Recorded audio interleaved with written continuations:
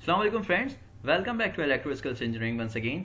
और आज की जो वीडियो का टॉपिक है वो RS-485 कम्युनिकेशन प्रोटोकॉल के ऊपर है। कम्युनिकेशन PLC टू PLC जो है उसको भी हम डिस्कस करेंगे इसमें, यानी PLC लिंक जो है वो कैसे डेवलप करते हैं। और इसमें हम लोग ये देखेंगे कि हमारे पास जो दो PLCs हैं जिसमें स्लेव और जिसमें मास्टर और स्लेव का जो कॉन्सेप्ट होता है वो किस तरह से होता है, और डेल्टा की PLC में किस तरह से हम उसकी प्रोग्रामिंग करते हैं। यहाँ पर हमारे पास दो PLCs हैं, उसको हमने RS-485 के थ्रू जो है सिंपल 2 वायर्स के थ्रू कनेक्ट किया हुआ है।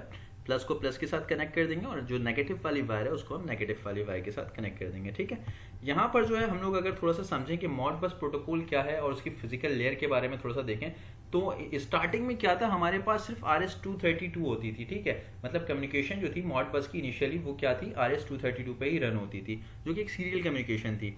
अच्छा, इसके बाद क्या हुआ, लेटर ऑन जो है हमारे पास RS-485 जो है इंट्रोड्यूस कराया मॉडबस ने।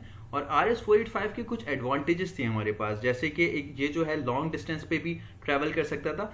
You can send data up to 1 kilometer, आप 1 किलोमीटर तक जो है बआसानी अपना डाटा जो है वो ट्रांसफर करा सकते हैं एक PLC टू दूसरी PLC तक। ठीक है, अच्छा, इसके बाद इसकी स्पीड जो है वो काफ़ी ज़्यादा अच्छी थी RS-232 के कंपैरेटिवली। इसके बाद मल्टीपल डिवाइसेस आप कनेक्ट कर सकते थे RS-485 में एक सिंगल मल्टी ड्रॉप नेटवर्क के ऊपर। ठीक है, ठीक है। अच्छा, इसके बाद जो है मैं यहाँ पर अगर आपको बताऊँ कि सीरियल पोर्ट्स के बारे में, तो सीरियल पोर्ट्स जो है हमारे पास 3 है यहाँ पर, यानी फिजिकली जो आपके पास PLC पे भी अवेलेबल होते हैं, COM1, COM2 और COM3।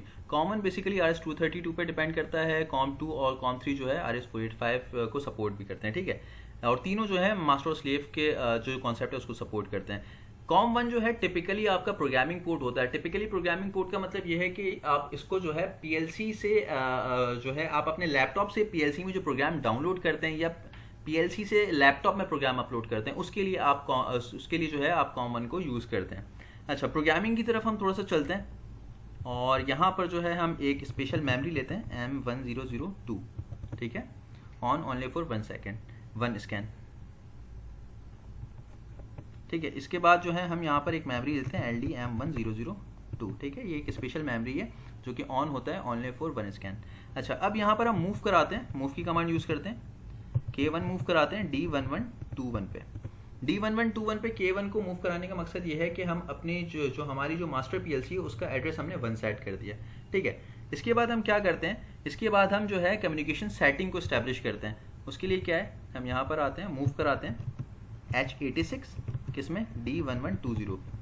अब H86 क्या है और D1120 में क्यों मूव कराया, इसके ऊपर मैंने काफ़ी डिटेल में एक वीडियो बना दी है। अगर आपने वो वीडियो नहीं देखी तो उस वीडियो का जो लिंक है वो मैंने इस वीडियो के डिस्क्रिप्शन बॉक्स में डाल दिया, आप उस वीडियो को भी देख सकते हैं। लेकिन यहाँ पर मैं थोड़ा बहुत इसको बता भी देता हूँ आपको कि ये क्या है। बेसिकली हमारे पास H86 जो है ना वो एक हेक्सा का नंबर है। H जो है हमारे पास हेक्साडेसिमल को यहाँ पर जो है रिप्रेजेंट कर रहा है, और इसके कॉरस्पॉन्डिंगली जो वैल्यू है हमारे पास वो बाइनरी में है। ठीक है, 01100001। ये बाइनरी में ये वैल्यू कहाँ से आई है ये मैं आपको बता देता हूँ। जब हम कम्युनिकेशन सेटिंग में जाते हैं तो हमारे पास कुछ पैरामीटर्स होते हैं इसके, ठीक है, जिसमें हमारे पास data length, parity, stop bits, baud bits वगैरह होते हैं। ठीक है, तो इनकी वैल्यू जो है एसोसिएट होती है यहाँ से। ठीक है, आप देखें B0 किसको डिफाइन कर रहा है, डाटा बिट को, आपके पास डाटा लेंथ को। अब उस डाटा लेंथ में अगर मैं डाटा बिट चाहता हूँ कि 7 हो तो मैं 0 रखूंगा। ठीक है, हमारे पास क्या है, डाटा लेंथ 7 है तो मैंने पहले 0 रख दिया LSB में। ठीक है, इसके बाद क्या होता है, मेरे पास पैरिटी लेंथ, पैरिटी हमारे पास इवन होती है, इवन के लिए मुझे 1 मूव कराना है, तो हमारे पास पैरिटी इवन है और मैंने 1 मूव करा दिया है। ठीक है, इसके बाद क्या है, हमारे पास स्टॉप बिट जो कि 1 रखा है, तो स्टॉप बिट 1 रखने के लिए हमें क्या यूज करना है, 0, तो 1 के बाद हमने 0 मूव करा दिया।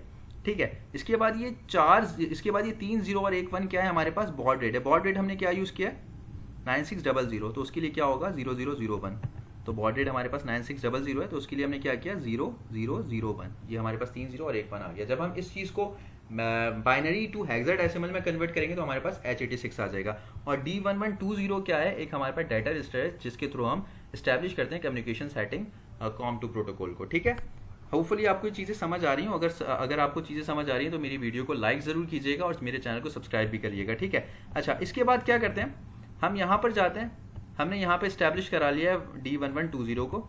अब यहाँ पर हम क्या करते हैं, हम ज़रा मैनुअल की तरफ चलते हैं।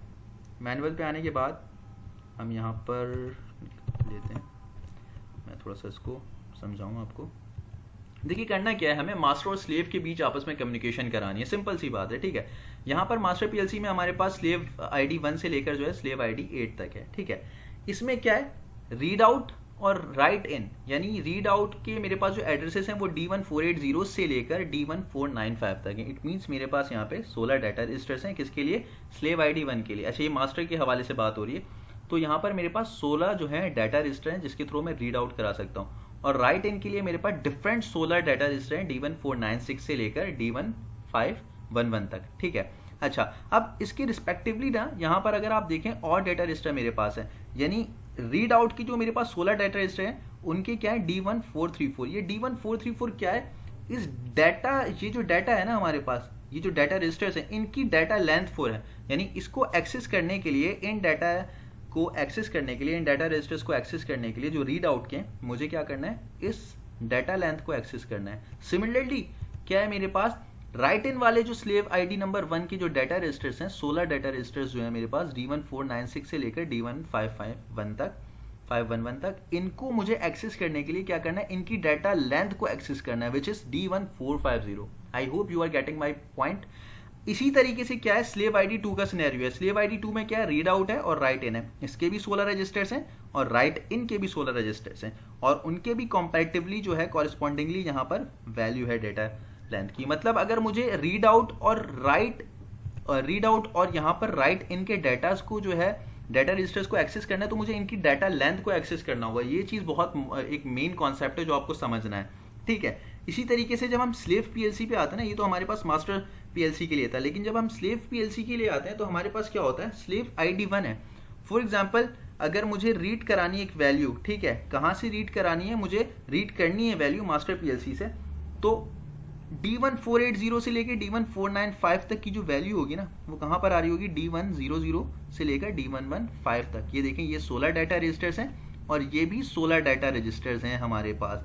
तो मुझे इनको एक्सेस करने के लिए यहाँ पर वैल्यू को एक्सेस करना है। मुझे अगर इसको राइट कराना है तो D200 पे जो भी वैल्यू मैं राइट कराऊंगा वो मेरे पास कहाँ पर आ रही होगी, D1496 पे, ठीक है। अगर आपको ये चीज यहाँ पर कोई भी कंफ्यूजन है तो आप मुझसे पूछ सकते हैं। सिमिलरली क्या है, स्लेव आईडी 2 के एक एग्जांपल देखते हैं। फॉर एग्जांपल हमारे पास D1528 से अगर हम कोई वैल्यू रीड करा रहे हैं, राइट करा रहे हैं D1528 से, तो वो ऑटोमेटिकली D158 के कॉरेस्पॉन्डिंगली हमें कहाँ पे राइट हो रही होगी वो वैल्यू, D200 के ऊपर, ठीक है। आई होप ये चीजें आपको समझ आ रही हैं। अच्छा, अब इसके बाद क्या है हमारे पास, इसके बाद जो है मैं थोड़ा प्रोग्रामिंग की तरफ जाता हूँ, और प्रोग्रामिंग की तरफ जाने के बाद यहाँ पर हम क्या करते हैं, मूव कराते हैं, मूव K16। अब 16 क्यों मूव करा रहा हूँ ये बताता हूँ। D1, यहाँ पर D1434 हमने क्या किया, मूव कराया 16 किसमें, D1434 पे। अब D1434 है क्या हमारे पास, जरा इसको भी देख लेते हैं जो अभी हमने देखा है। D1434 हमारे पास ये डाटा लेंथ है। डाटा लेंथ में इसमें कितनी लेंथ, यानी यहाँ पर हमारे पास 16 डाटा रजिस्टर्स है ना, तो 16 को मूव कराने का मकसद ये है कि मैं इन 16 के 16 रजिस्टर्स को का एक्सेस चाहता हूँ, ठीक है। इसलिए मैंने D1434 पे 16 कराया। अगर मैं चाहता मैं D1480 से लेकर D1484 तक यूज करूं तो फिर उस वक्त क्या होता, मैं सिर्फ और सिर्फ D1434 में 5 जो है उसको मूव कराता, ठीक है। होपफुली आप लोग मेरी बात समझ रहे हो। तो इसीलिए मैंने क्या कराया, D1434 पे 16 मूव कराया। अच्छा, अब ये तो हो गया हमारे लिए, किसके लिए, राइट के लिए, रीड के लिए हो गया। अब मुझे राइट के लिए भी तो डेटा चाहिए ना, तो राइट के लिए हम क्या करते हैं, यहीं पर जाते हैं, स्लेव आईडी 1 की बात हो रही है, और मूव कराते हैं। इसमें भी हम 16 मूव कराते हैं क्योंकि हम 16 के 16 रजिस्टर का एक्सेस चाहते हैं। D1450, अब D1450 क्या है, ठीक है, इसको भी देख लेते हैं। D1450 हमारे पास, देखें ये हमारे पास इसके लिए हो गया। अब राइट के लिए क्या है, D140 को एक्सेस करना है। हम इसको एक्सेस करने के लिए इसकी लेंथ को एक्सेस कर रहे हैं, ठीक है। अगेन हमने क्या किया, D1450 में क्या मूव कराया, 16 मूव कराया, which means we are accessing all of the 16 data registers, ठीक है, जो भी इस डाटा लेंथ के अंदर मौजूद है, ठीक है। तो हमने यहाँ पर क्या किया, सिंपली जो है इस पूरे के पूरे डाटा रजिस्टर का एक्सेस कर लिया। मैं यहाँ पर थोड़ा सा व्यू में जाके इसको जूम आउट कर लेता हूँ ताकि आपको अच्छे से समझ आए चीज़ें, ठीक है। अच्छा, इसके बाद क्या करते हैं, इसके बाद जो है हमें मूव कराना है। अब हम चाहते हैं कि भाई हम स्लेव आईडी 2 को भी लें, ठीक है। अभी तो हमने स्लेव आईडी 1 को लिया ना, ये जो है हमारे पास ये दो जो है स्लेव आईडी 1 के लिए। अब हम चाहते हैं स्लेव आईडी 2 के लिए भी हम इसको यूज करें, तो हम क्या करते हैं, यहाँ पर जाते हैं, सिंपल मूव कराते हैं क्या 16 मूव कराते हैं, किस में मूव कराते हैं, D1435। अब D1435 हमारे पास क्या है, देखें D1435 हमारे पास इसका रजिस्टर है, किसका, स्लेव आईडी 1 के बाद स्लेव आईडी 2 आया, इसको रीड कराने के लिए ये जो इसके डाटा रजिस्टर्स हैं उसकी डाटा लेंथ को मैं यूज कर रहा हूँ विच इज D1435। ठीक है, अब सिमिलरली जब मुझे स्लेव आईडी 2 के डाटा रजिस्टर को राइट के लिए यूज करना होगा, यानी इन 16 रजिस्टर्स को यूज करना होगा, तो मैं क्या करूंगा, D1451 को यूज करूंगा और इसमें 16 मूव कराऊंगा। ठीक है, तो अगले रंग में हम क्या करते हैं, हम यहीं से लेते हैं इसको और मूव कराते हैं K16, ठीक है, इन D1451। ठीक है, D1451 में हमने क्या किया, 16 मूव करा दिया। आप यहाँ पर देख भी सकते हैं, यहाँ पर इसके साथ लिखा हुआ भी आ रहा है कि data length to be read, ठीक है, ऑन स्लेव आईडी नंबर 1। इसमें भी आप रखेंगे तो क्या है, data length to be written on slave ID 1, यानी ये स्लेव आईडी 1 के लिए रीड के लिए और ये राइट के लिए। इसी तरीके से स्लेव आईडी 2 के लिए क्या है, रीड के लिए, और ये वाला जो हमारे पास है स्लेव आईडी 2 के रिटर्न के लिए, मतलब इसमें जो हम वैल्यू राइट कराएंगे इससे। ठीक है, इससे जो राइट कराएंगे वो हमारे पास इसके कॉरेस्पॉन्डिंगली उस पर जो वैल्यू आ रही होगी डेटा लिस्ट पे, उस पर हमारे पास राइट होगा। ठीक है, यहाँ पर हमने क्या किया है, सिंपली ये दो हमारे पास स्लेव आईडी 1 के हैं और ये दो जो है हमारे पास स्लेव आईडी नंबर 2 के लिए हैं। ठीक है, हम सिर्फ दो को ही यूज कर रहे हैं यहाँ पर। इसके बाद क्या है, इसके बाद हमें यहाँ पर इनेबल कराना है, मैं इसको यहाँ पर आपको दिखा भी दूँ। यहाँ पर हम जाते हैं और सेट कराते हैं हम यहाँ पर किसको, M1350 को। अब M1350 क्या है हमारे पास, M1350 बेसिकली इनेबल कर रहा है PLC लिंक को, मतलब मैं आपको यहाँ पर मैनुअल पे दिखा भी दूँ। मैं इसको इसलिए इतनी डिटेल में बता रहा हूँ ताकि आपको सारी चीज़ें समझ आए, वरना अगर मैं डिटेल में ना बताऊँ तो चीज़ें समझ नहीं आएंगी ना। तो M1350 को देख लेते हैं। M1350 बेसिकली यहाँ पर अगर मैं दिखाऊँ आपको,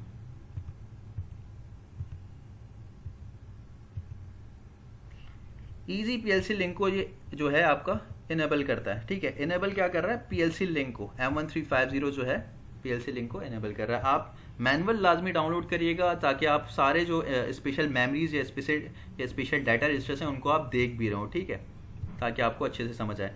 इसको सेट कराने के बाद हमें एक चीज़ और सेट करानी है, विच इज सेट कराते हैं हम M1351 को। ठीक है, M1351 क्या है हमारे पास, इसको भी देख लेते हैं। ये इसके नीचे ही है, enable auto mode on PLC link, यानी PLC का जो ऑटो मोड है PLC लिंक का, उसको एनेबल कर रहा है, यानी ऑटोमेटिकली PLC जो है लिंक स्टार्ट कर देगा अपनी दूसरी PLC के साथ। ठीक है, अच्छा, इसके बाद हमने क्या करना है, यहाँ पर मूव कराना है। हम यहाँ पर एक और वर्टिकल लाइन ऐड करते हैं, मूव कराते हैं हम यहाँ पर K2 किसमें, D1399 पे। ठीक है, D1399 का मतलब क्या है, हम इसमें असाइन करा रहे हैं आईडी नंबर। ठीक है, आईडी नंबर किस लिए, इसकी आइडेंटिटी जो है, मतलब it defines the address of किसकी, स्लेव आईडी। स्लेव आईडी के जो है एड्रेस हम उसमें 2 डिफाइन कर रहे हैं। ठीक है, तो आईडीज यूज कर रहे हैं तो इसलिए। अच्छा, सो इतना जो है ये हमारे पास इनफ प्रोग्राम है इसके लिए, मास्टर के लिए। मैं यहाँ पर थोड़ा सा इसको जूम आउट कर दूँ ताकि आपको प्रॉपर, होपफुली आपको चीज़ें समझ आ रही हूँ, यहाँ से आप चेक कर सकते हैं। ठीक है, इसके बाद जो है हम इसको कंपाइल कर लेते हैं और इसके बाद यहाँ पर जो है हम अपने मास्टर के बाद जो है स्लेव का प्रोग्राम जो है उसको बनाते हैं। ठीक है, तो फाइल में ही जाते हैं, न्यू में जाके, ठीक है, यहाँ पर जो है स्लेव के लिए हम बनाते हैं प्रोग्राम। ठीक है, स्लेव के लिए हो गया। और स्लेव के लिए हम क्या करते हैं, सिंपल स्टार्ट में वही होगा हमारे पास। मैं यहाँ पे व्यू में थोड़ा जूम इन कर लूँ और यहाँ पर जो है हम वही M1002 को लेते हैं और इसके बाद जो है मूव कराते हैं K2 किसमें, D1121 में। सिंपल वही है जो हमने वहाँ पर यूज़ किया है। यहाँ पर K2 ले लेते हैं, जो हमने मास्टर के लिए की थी प्रोग्रामिंग, सेम हम यहाँ पर स्लेव के लिए भी कर रहे हैं।